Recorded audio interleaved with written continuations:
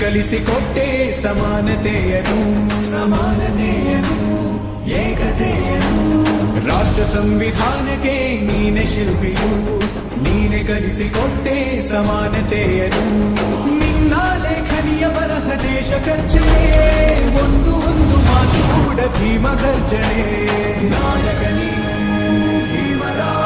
ಮಹಾನಾಯಕ ನೀನು ಭೀಮರ ನಾಯಕ